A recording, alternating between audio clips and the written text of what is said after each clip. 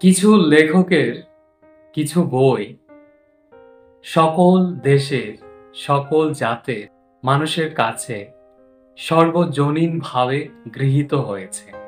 তার মধ্যে একটি বই হচ্ছে চীনের বিখ্যাত সমরবিদ সানজুর দ্য আর্ট অফ ওয়ার।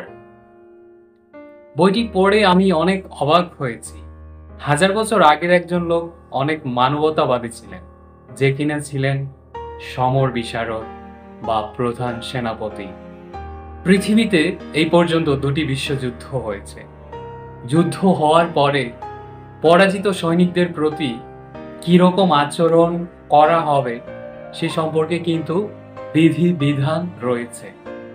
আপনি চিন্তা করেন, সানজু 1000 বছর আগের একজন লোক ছিলেন এবং তিনি সেই কোড অফ কন্ডাক্ট, সেই আচরণ বিধি সম্পর্কে তখন বলে গিয়েছেন।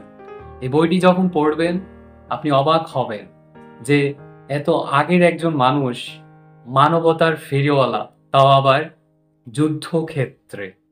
তিনি সবসময় বলেছেন শৌর্য বীর্য নিয়ে তারপর আক্রমণ করো, কোনো কাপুরুষের মতো আক্রমণ করো না। এই বইটি পৃথিবীর প্রায় সকল দেশেই সকল ভাষাতেই রূপান্তরিত হয়েছে। এই বইটি শুধু একটি যুদ্ধের বই না, এই বইটি থেকে অনুপ্রাণিত হয়ে পৃথিবীর অনেক বিখ্যাত মনীষীগণ তাদের যে মূল লক্ষ্য সেগুলো সফল করেছেন। বইটি পড়ে আমার কাছে মনে হয়নি একটা যুদ্ধের বই আমি পড়ছি। আমার কাছে মনে হয়েছে মানুষ তার লক্ষ্যকে কিভাবে সফল করা যায় তার জন্য নিয়মমাফিক ভাবে নিজেকে প্রস্তুত করা যে প্রয়াস, সেটি আমি এই বইটিতে পেয়েছি। সানজুর পৃথিবী বিখ্যাত দ্য আর্ট অফ ওয়ার বইটি পড়তে থাকুন।